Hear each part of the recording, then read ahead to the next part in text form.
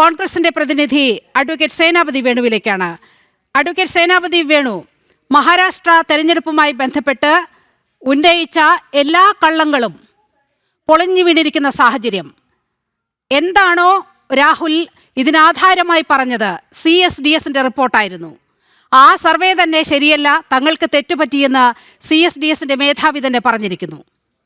മാത്രവുമല്ല, ഇന്ന് സുപ്രീം കോടതിയിൽ ഉണ്ടായ വലിയൊരു ഡെവലപ്മെന്റ്, മഹാരാഷ്ട്ര തെരഞ്ഞെടുപ്പ് തന്നെ അസാധുവാക്കണം എന്നാവശ്യപ്പെട്ടുകൊണ്ടുള്ള സുപ്രീം കോടതി ആ ഹർജി തള്ളിക്കളഞ്ഞിരിക്കുന്ന സാഹചര്യം ഉണ്ടായിരിക്കുകയാണ്. എങ്ങനെയാണ് കോൺഗ്രസ് ഈ സാഹചര്യത്തെ വിലയിരുത്തുന്നത്? ഇനിയും ഇതേ നുണ തുടരാൻ കഴിയുമോ കോൺഗ്രസിന്? നീലിമ ഇൻട്രോയിൽ പറഞ്ഞ കാര്യങ്ങൾ മുഴുവൻ തെറ്റും അതോടൊപ്പം തന്നെ തെറ്റിദ്ധാരണ സൃഷ്ടിക്കുന്നതുമാണ്.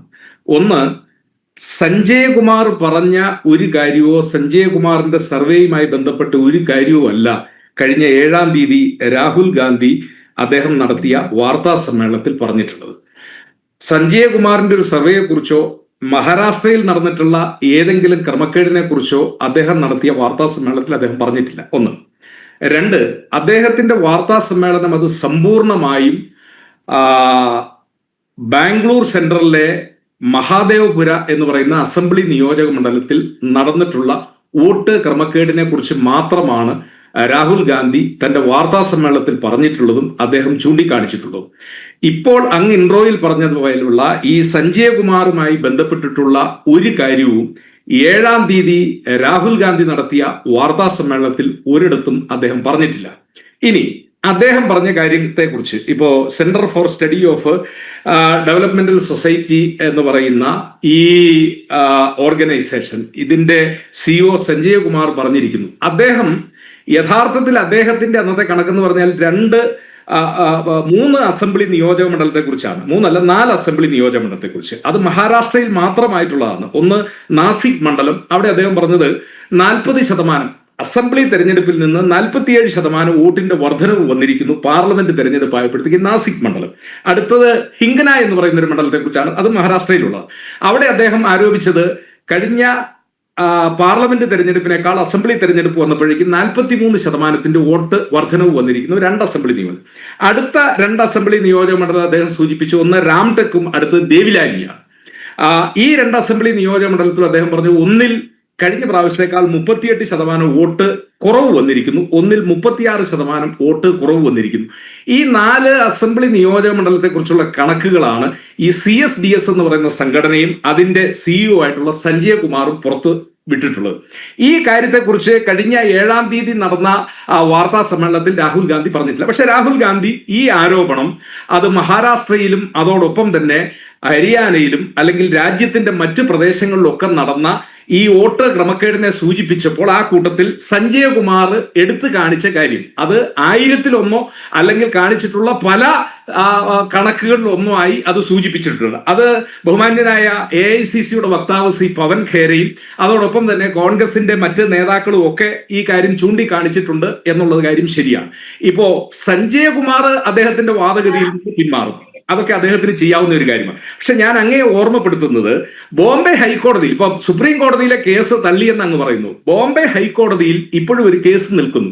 ആ കേസ് കൊടുത്തിട്ടുള്ളത് വഞ്ചിത് ബഹുജൻ അഘാഡി എന്ന് പറയുന്ന പ്രകാശ് അംബേദ്കർ, ഡോക്ടർ BR അംബേദ്കറിന്റെ ചെറുമകനായിട്ടുള്ള പ്രകാശ് അംബേദ്കർ, അദ്ദേഹം ബോംബെയിലെ ഒരു പ്രമുഖനായ അഭിഭാഷകൻ കൂടിയാണ്. അദ്ദേഹം ബോംബെ ഹൈക്കോടതിയിൽ കൊടുത്തിരിക്കുന്ന കേസ്, ആ കേസ് പരിഗണിക്കുന്നത് AS ഗഡ്കരിയും അതുപോലെ തന്നെ കമൽ ഖാട്ടെ എന്ന് പറയുന്ന 2 അഭിഭാഷകരാണ് ബോംബെ ഹൈക്കോടതി. അദ്ദേഹത്തിന്റെ പ്രയർ തന്നെ, ആ പെറ്റീഷനിൽ തന്നെ അദ്ദേഹം പറഞ്ഞിരിക്കുന്ന കാര്യങ്ങൾ അതിപ്പോഴും നിലനിൽക്കുകയാണ്, ആ ഹർജി നിലനിൽക്കുകയാണ്. അതിൽ പറഞ്ഞിരിക്കുന്ന കാര്യം 75 ലക്ഷം വോട്ടുകൾ പോൾ ചെയ്തത് മഹാരാഷ്ട്രയിൽ ആകമാനം പോൾ ചെയ്തത് 5 മണിക്ക് ശേഷമാണ്.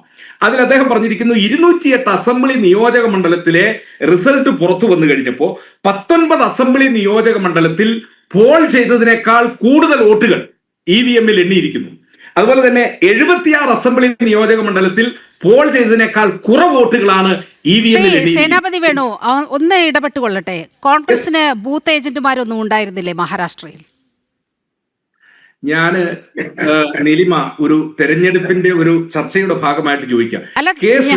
ഞാൻ അത് തന്നെയാണ് സാർ ചോദിക്കുന്നത്.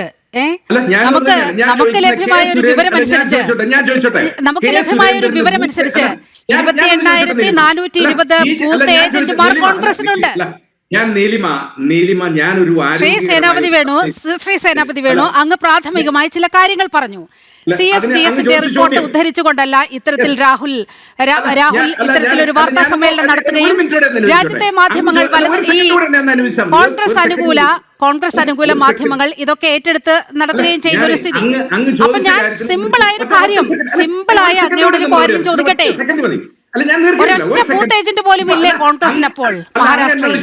ബൂത്ത് ഏജന്റുമാരില്ലായിരുന്നോ കോൺഗ്രസിന്റെ? ഞാൻ ചോദിക്കുന്ന കാസർഗോഡ് 2016 തെരഞ്ഞെടുപ്പിൽ മത്സരിക്കുന്ന BJPയുടെ സംസ്ഥാന അധ്യക്ഷന് ബൂത്ത് ഏജന്റുമാരില്ലാത്തതുകൊണ്ടാണോ കള്ളയോട്ട് ചെയ്തു, ഇരട്ടയോട്ട് ചെയ്തു എന്ന് പറഞ്ഞ് അദ്ദേഹം ഹൈക്കോടതിയിലും അതിനുശേഷം സുപ്രീം കോടതി പോയോ എന്ന് എനിക്കറിയത്തില്ല. ഞാൻ ചോദിക്കുന്ന BJPയുടെ സംസ്ഥാന അധ്യക്ഷന് കാസർഗോഡ് BJPക്ക് ഇത്ര സംഘടനാ അന്ന് 53 വോട്ടിന്റെ പ്രശ്നം മാത്രമായിരുന്നു.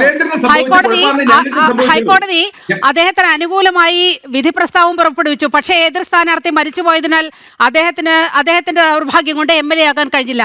അഡ്വക്കേറ്റ് VP ശ്രീപത്മനാഭൻ, ഇപ്പോൾ